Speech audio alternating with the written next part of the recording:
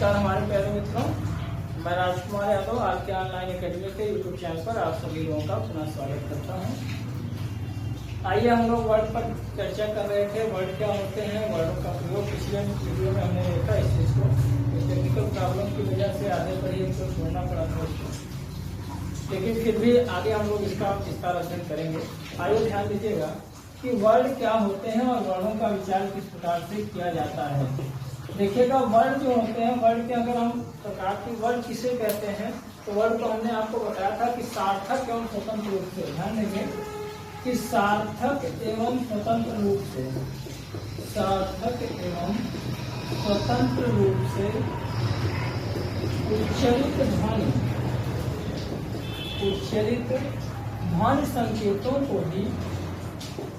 ध्वनि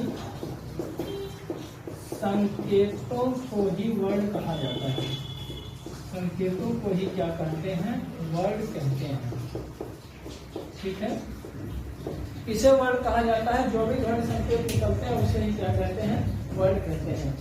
हिंदी में अगर कुल वर्डों की संख्या की बात करें तो हिंदी में कुल वर्ड कितने हैं, हिंदी में कुल वर्ड, तो कुल वर्डों की संख्या कितना होता है, 52 होता है। हिंदी में कुल वर्डों की संख्या कितनी है, 52 है। ठीक है, और हमने आपको बताया था कि जो महर्षि पाणिनि थे, है ना, हमारे भारत में देखिए जो हमारी भाषा की उत्पत्ति हुआ है, जो हमारी हिंदी की उत्पत्ति हुआ है, यह हिंदी की उत्पत्ति जो थी, यह हिंदी की उत्पत्ति, क्योंकि मूल रूप से अगर देखा जाए तो हमारे भारत की जो प्राचीन भाषा है वो प्राचीन भाषा संस्कृत होती है, और संस्कृत से ही धीरे धीरे हिंदी का आगमन हुआ है ना। तो जो हिंदी का आगमन, अगर हम देखिए पश्चिमी की बात ना करें तो जो ईरानी हमारे भारत में आए और उन्होंने सिंध शब्द का प्रयोग किया, सिंध से सिंधु, सिंधु से हिंद, ये सब तो बने ही। इसके साथ साथ जो प्राचीन भाषा हमारी संस्कृत का है तो हिंदी दूसरा रूप है, और जो हिंदी हमारी बनी, यह हिंदी में जो वर्णमाला रखी गई, जो वर्ड विचार किए गए, वर्णमाला का जो प्रयोग किया गया, यह वर्णमाला कहाँ से निकल करके आई, तो वर्ड कहाँ से आए, तो सबसे पहले महर्षि पाणिनि, जो अपने समय के सबसे कमजोर छात्र माने जाते थे, महर्षि पाणिनि। और ये महर्षि पाणिनि ने क्या किया कि यह जब पढ़ने के लिए जाते थे तो गुरुकुल में जाने के बाद यह मतलब बिल्कुल इनका पढ़ाई में कुल मिलाकर कहिए आप तो बहुत ज्यादा मन नहीं लगता था। तो गुरु जी ने कहा कि यह पाणिनि, लाओ तुम्हारे जरा हाथ को देखें, क्योंकि उस समय नक्षत्र और हस्तरेखा पर ज्यादा विश्वास और ज्यादा बल दिया जाता था। तो महर्षि पाणिनि का जब हाथ देखने के लिए गुरु ने माना तो गुरु ने कहा कि अपना हाथ दिखाओ। इन्होंने जब अपना हाथ दिखाया तो हाथ में तो इनके रेखा, इन्होंने कहा तुम्हारी हाथ में तो पढ़ाई की कोई रेखा ही नहीं है, अतः तुम पढ़ाई नहीं कर सकते हो, पढ़ने योग्य नहीं हो, तुम शिक्षा नहीं प्राप्त कर सकते। महर्षि पाणिनि को यह बात लग गई, उनको ठेस लगी, क्योंकि मैं बार बार कहता हूँ कि जिंदगी में कभी कभी ठोकरें भी बहुत ज्यादा सिखाती हैं। कभी कभी ही क्या पंडित श्री राम शर्मा आचार्य ने इस चीज को लिखा है कि 100 गुरु मिलकर भी एक व्यक्ति को उतना नहीं सिखा सकते जितना कि उसके जीवन में एक ठोकर सिखाती है। जीवन में जिसको ठोकर लग जाती है वह या तो बहुत आगे निकल जाता है या तो वहीं पर गिर जाता है ना। जिंदगी क्या है, ठोकरों, मुसीबत, या जिसको हम लोग समस्या का भंडार कहते हैं। अगर मान लीजिए तो जिंदगी समस्या का भंडार है, अगर मान लीजिए तो जिंदगी एक बहुत अच्छा खेलने वाला एक समझिए कि खिलौना है, इससे आप खेलना सीखिए, है ना। कभी कभी मैं देखता हूँ ना, मैंने कहा भी कविताओं में कि जो है लोग कहते हैं कि जिंदगी में आए हैं तो जीना ही पड़ेगा, जीवन भर है जहाँ तो पीना ही पड़ेगा, है ना। अब बताइए कि मतलब जिंदगी में अगर आए हैं तो जीना ही पड़ेगा, और जीवन भर है जहर तो पीना ही पड़ेगा। मैं कहता हूँ कि अगर जीवन जहर ही है ना, इसको मैं जहर से समान, मुझको मालूम है कि जहर पीने से मृत्यु होती है, और मुझको यह भी मालूम है मुझको पीना ही पीना है, तो फिर पीने में कौन कोताही करने की क्या जरूरत है, पीना है तो जम के पियो, है ना। अरे जिंदगी में आए हैं तो खिलखिला के जिएंगे, जिंदगी में आए हैं तो खिलखिला के जिएंगे, जीवन में है जहर तो मुस्कुरा के पिएंगे, है ना। जब जीवन में जहर ही है तो मुस्कुरा के पीना। मैं तो वैसे भी कहता हूँ जो पीने पिलाने की बात करते हैं इनसे कह दो मैं भी कभी किया करता था, और जितना पी करके बहक जाते हैं ये लोग उतनी तो अपनी बोतल में छोड़ दिया करता था। चलिए आइए, तो देखिए, तो महर्षि पाणिनि को क्या हुआ कि इन्होंने पूरा अपने अंदर पूरा समेट लिया इस बात को, कहा कि गुरु ने कहा है, अर्थात मुझको उनको ठोकर लगी तो महर्षि पाणिनि ने कहा ठीक है भैया, मैं करके दिखाऊंगा। और जिसने मन में अपने ठान लिया वो समझ लो कि ठान लिया तो ठान लिया, ऊंचाई चाहे आसमान की हो या ऊंचाई कहीं की हो, मनुष्य ने ठाना आसमान तक पहुंच गया।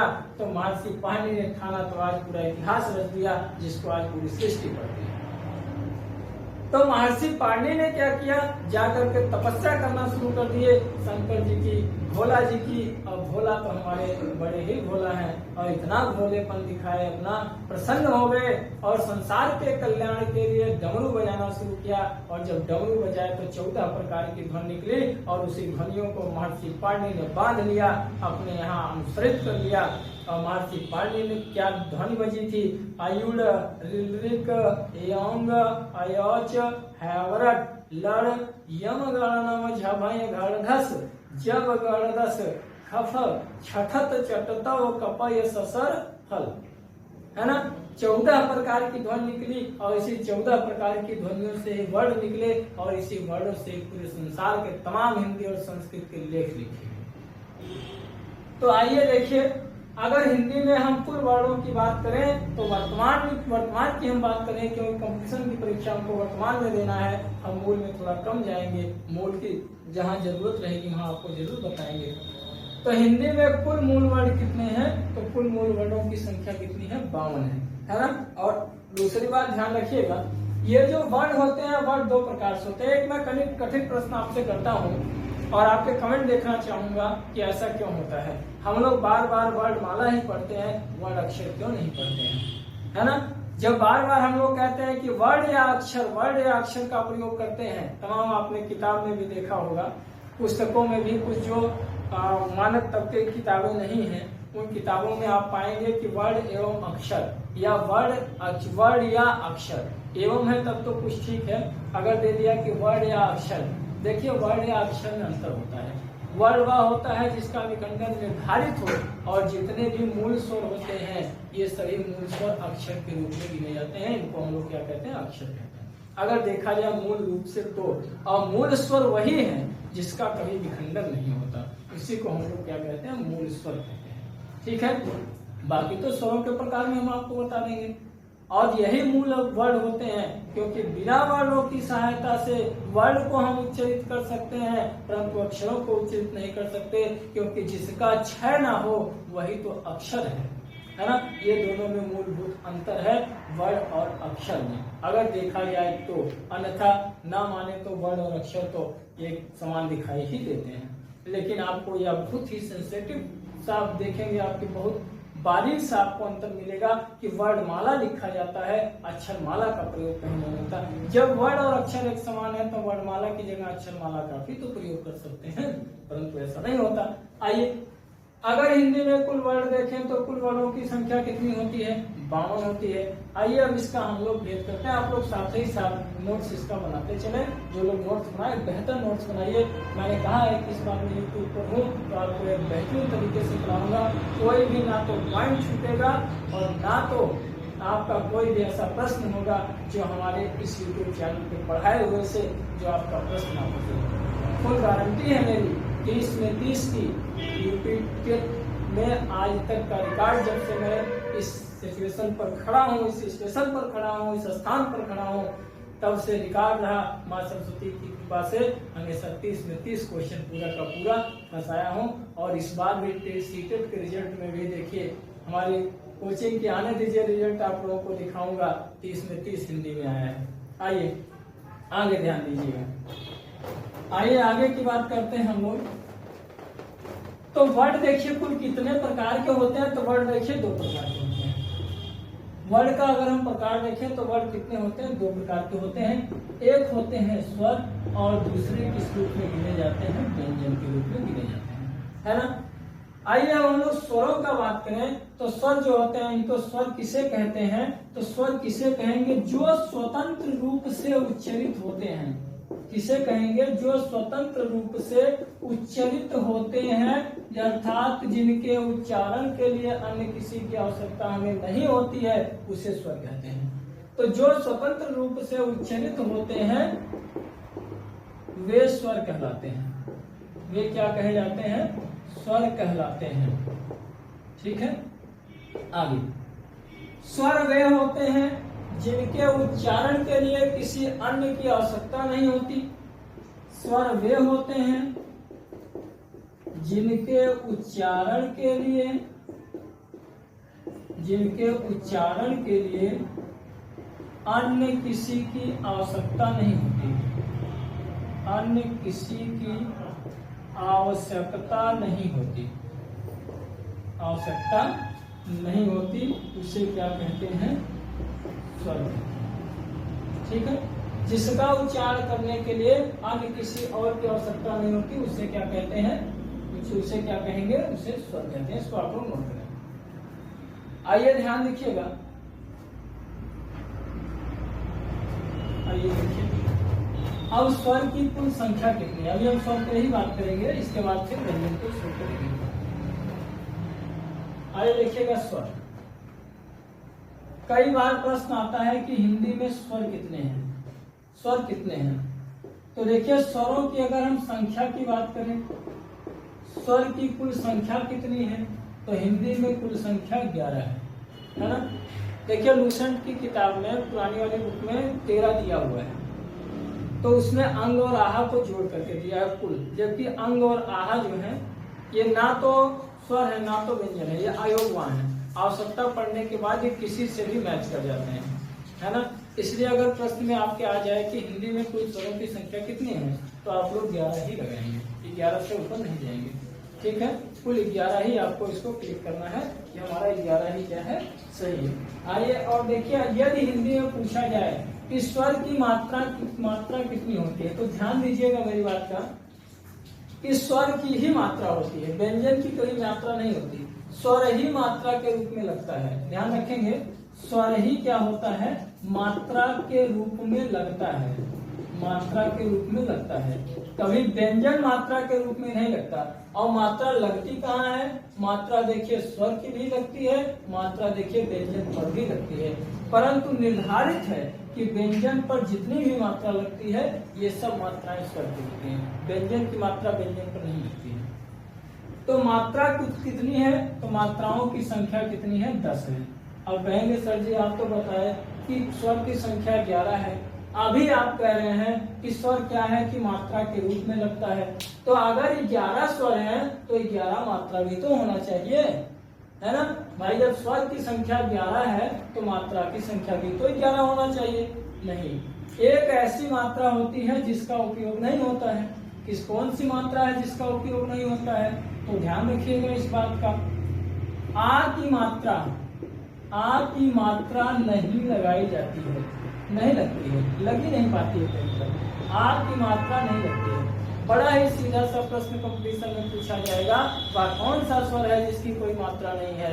तो स्पष्ट रूप से याद रखेंगे, आ की कोई मात्रा नहीं है ना। क्योंकि जब भी हम मात्रा लगाते हैं तो आ की लगाते हैं, दीर्घ अ की लगाते हैं, अ की मात्रा नहीं लगाई जाती। जैसे अगर हमको मान लीजिए हमको पा लिखना हुआ, तो पा धन आ। अब यहाँ पर देखिए पा की जो मात्रा लगती है वो पा धन आ, हम लोग कह देते हैं पा हो गया।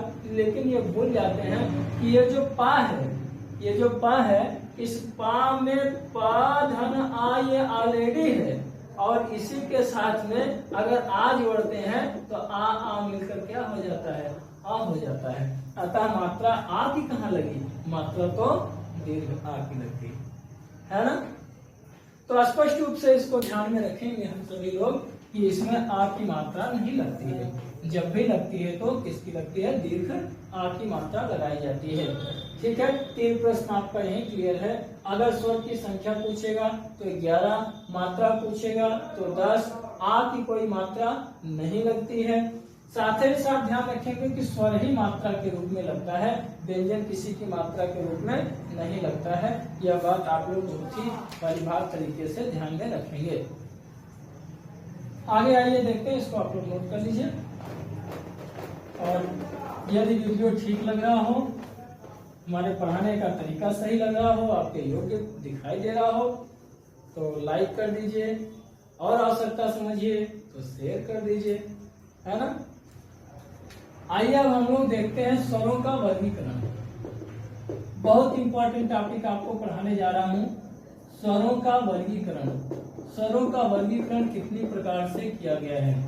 अगर इसको हम वैज्ञानिक आधार पर देखें तो स्वर जो होते हैं मुख्यतः 5 प्रकार से उच्चारित किए जाते हैं, और ये 5 प्रकार से क्या है, तो इनके वर्गीकरण की संख्या कितनी है, 5 है ना। 5 कौन कौन सी है, देखिए कहाँ कहाँ से इसको हम उच्चारित किए जा सकते हैं। हालांकि मैंने उच्चारण स्थान पर आप लोगों को काफी जो है अच्छी तरह से आपको तैयार करवा दिया है कि आप लोग सबसे बढ़िया है संस्कृत वाला याद कर डालिए। अको विसर्जनिया नाम कंठा, इच यशा नाम तालु, है ना, लित लशा नाम दंता, अपोभ्यामान्य नाम ओष्ठ, वकारस्य दंत ओष्ठा, हे दैतो कंठ तालु, को दैतो कंठोष्ठा, है ना, और वकारस्य दंत ओष्ठा।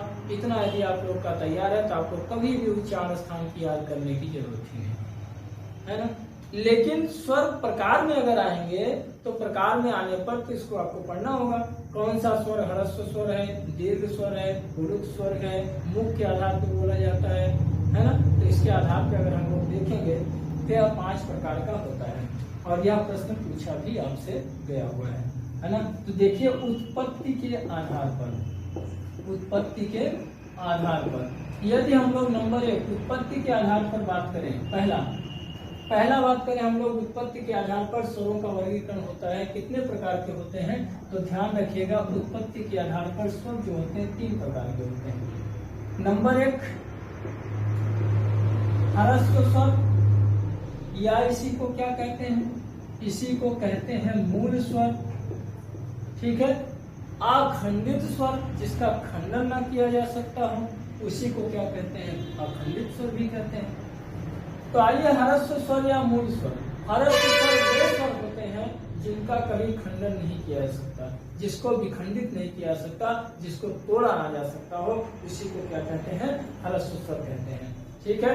दूसरी बात, जिसकी उत्पत्ति का पता ही ना हो कि यह उत्पत्ति इसकी हुई कैसे, उसी को क्या कहते हैं, मूल स्वर कहते हैं, है ना। पहली बात, जिसका बिल्कुल भी खंडन ना हो, है ना, जिसका बिल्कुल खंडन ना हो,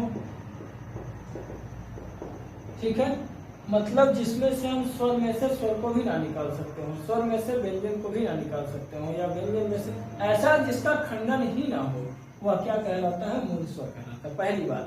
दूसरी बात, जिसकी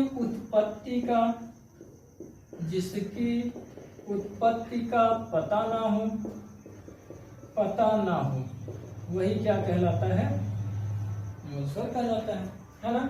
यदि हम ह्रस्व स्वर के संख्या की बात करें कि इसकी कुल संख्या कितनी है, तो संख्या इसकी जो होती है 4 है हिंदी में, है ना। कौन कौन सी संख्या है, आ, ई, उ और री, ये चारों जो होते हैं क्या कहलाते हैं, मूल स्वर कहलाते हैं, है ना। आशा है कि आप लोग समझ रहे हैं इसको अच्छी तरीके से, ठीक है। आगे हिंदी सेशन में बड़ा मजा आएगा, परेशान ना होइएगा, आप लोग आगे पढ़ाएंगे, जो रचनाओं को पढ़ाएंगे तो बड़ा आनंद आएगा। अभी आप लोगों को लग रहा होगा सर जी तो बैठा के बोर कर दे रहे हैं। देखिए व्याकरण है, व्याकरण जो होता है बिल्कुल वैज्ञानिक तौर तरीके पर होता है, थोड़ा कठिन होता है, और कठिन तो कुछ नहीं होता है यार, अगर इसको पढ़ना चाहे तो बहुत ही सरल होता है ना। लेकिन जो आनंद लेना चाह रहे हैं वो आनंद मिलेगा, लेकिन भी आगे मिलेगा। जब हम रचनाओं में जाएंगे तो रचनाएं आपको बड़ी बात तरीके से, तो बढ़िया तरीके से एकदम पढ़ाएंगे, और आप लोग काफ़ी प्रसन्न होकर के पढ़ेंगे भी। जो लोग पढ़े होंगे वो लोग मुस्कुरा रहे होंगे कि सर जी आ गए हैं यूट्यूब पे, अब मज़ा आएगा यूट्यूब पे भी। हाँ ठीक है, आप दुनिया किसी भी कोने में रहिए, हम आपको यहीं से जो ईश्वर ने हमको ज्ञान दिया है वह ज्ञान आपको प्रदान करेंगे, और ईश्वर चाहेगा तो आप लोग सफल होंगे, ठीक है। आइए हमारे साथ साथ आप लोग भी सफलता की सीढ़ियों को अवश्य ही पार करेंगे। चलिए, तो पहला हो गया ह्रस्व स्वर। उत्पत्ति के आधार पर भी हम लोग देख रहे हैं, उत्पत्ति के आधार पर पहला हो गया ह्रस्व स्वर। ह्रस्व स्वर को ही मूल स्वर कहते हैं। मूल स्वर अर्थात जिसका खंडन ना हो, जिसकी उत्पत्ति का आता पता ना चले। इसकी संख्या 4 है, आ, ई, उ, री, ठीक है। आइए आगे देखते हैं दूसरा। अब हम लोग दूसरा ध्यान में रखेंगे उत्पत्ति के आधार पर। उत्पत्ति के आधार पर ये दूसरा देखा जाए तो दूसरा होता है दीर्घ स्वर। दूसरा क्या है? दीर्घ स्वर। दीर्घ स्वर किसे कहते हैं? तो ध्यान में रखेंगे हमेशा हरस्व प्लस हरस्व, हरस्व प्लस क्या हरस्व से बना हुआ स्वर, बना हुआ स्वर, अर्थात जिसमें दो हरस्व आते हो। लेकिन कैसे हरस्व आते हो तो नोट कर सकते हैं आप लोग, अपने ही समान हरस्व स्वर से बने, हरस्व स्वर से बने स्वर को दीर्घ स्वर कहते हैं, दीर्घ स्वर कहते हैं। अपने ही समान बने स्वर को क्या कहते हैं, दीर्घ स्वर कहते हैं। जैसे इनकी संख्या की यदि बात किया जाए तो इनकी संख्या कितनी होती है, तो इनकी संख्या जो होती है वो देखिए 3 होती है। ठीक है, दीर्घ स्वरों की संख्या कितनी होती है, 3। और ये 3 कौन कौन सी होती हैं, तो देखिए आ धन आ बराबर क्या होगा, आ हो जाएगा। हरस्व आ बराबर क्या होगा, दीर्घ आ। इसी तरह से हरस्व ई धन हरस्व ई बराबर क्या हो जाएगी, दीर्घ ई। इसी तरह से हरस्व उ धन हरस्व उ बराबर क्या हो जाता है, इसको हम लोग क्या कहते हैं, दीर्घ। ठीक है, तो इनकी संख्या कितनी हो जाती है, 3 प्रकार की हो जाती है, अ ई उ। ठीक है, नोट कर लीजिए आप लोग। चलिए आगे बढ़ते हैं हम लोग। तीसरा, ये तीसरे प्रकार का भी होता है, आप स्क्रीनशॉट ले लीजिए या नोट कर लीजिए, जैसे कि आपको जैसे सुविधा लगे उसी तरह से इसको नोट कर लीजिए। आगे देखिए, तीसरा होता है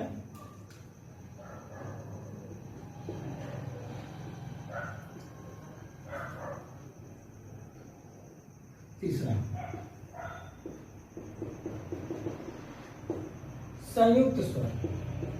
संयुक्त स्वर किसे कहेंगे, नाम से ही स्पष्ट है, संयुक्त मतलब जुड़ा हुआ। वे स्वर जो दो अलग अलग स्वरों से मिलकर बनते हैं, अलग अलग स्वरों से मिलकर बनते हैं, स्वरों से मिलकर बनते हैं। ठीक है, हरस्व स्वर किसे, संयुक्त स्वर किसे कहेंगे, वे स्वर जो दो स्वरों से मिलकर निर्मित होते हैं उन्हें क्या कहेंगे, संयुक्त स्वर। और संयुक्त स्वरों की संख्या यदि देखी जाए, इसकी संख्या कितनी होती है, तो इसकी संख्या होती है 4। कौन कौन सी, आइए यहाँ देखते हैं इसकी संख्या को। अगर हम लोग संख्या की बात करें संयुक्त स्वर की, तो संयुक्त स्वरों की संख्या 4 होती है। संयुक्त स्वर कौन कौन होते हैं, जो अलग अलग स्वरों से मिलकर बनते हैं, जैसे ए, आई, ओ, आओ। ठीक है, आई का मतलब होता है आ धन ई, जो आ और ई से मिलकर बनता है उसको ए कहते हैं। आई होता है आ धन ए, ओ होता है आ धन उ, और औ होता है आ धन ओ। इस प्रकार से उत्पत्ति के आधार पर स्वर कितने होते हैं, 3 प्रकार के होते हैं, है ना। स्पष्ट हो गया आप लोगों को कि सबसे पहले हरस्व स्वर, फिर उसके बाद दीर्घ स्वर, उसके बाद संयुक्त स्वर। तो उत्पत्ति के आधार पर 3 प्रकार के स्वर पाए जाते हैं। ठीक है, समय समाप्त हो चुका है। अब हम लोग फिर से मिलेंगे अगले नेक्स्ट डे, और अगले दिन हम लोग एक बेहतरीन रणनीति के साथ, जैसे कि हमेशा मिलते हैं वैसे इस बार भी, और एक बेहतरीन तरीके से पढ़ाई करेंगे, और आशा है कि आप लोग को अच्छे नंबर की प्राप्त करेंगे। ठीक है, धन्यवाद। अगले दिन फिर हम लोग इसी का दूसरा प्रकार, ये पहला था आपका उत्पत्ति के आधार पर, कल हम बताएंगे उच्चारण समय के आधार पर, जिसमें आप लोगों को बताएंगे हम लोग पूरा जो है हरस्व स्वर, दीर्घ स्वर, और तीसरा जो है पुरुष स्वर। हरस्व स्वर जो होगा वह मूल रूप से 4 ही प्रकार का होगा, दीर्घ स्वर जो होगा 7 प्रकार का हो जाएगा, और पुरुष स्वर में केवल। ठीक है, नेक्स्ट डे चर्चा करेंगे। आप लोगों का दिन शुभ रहे।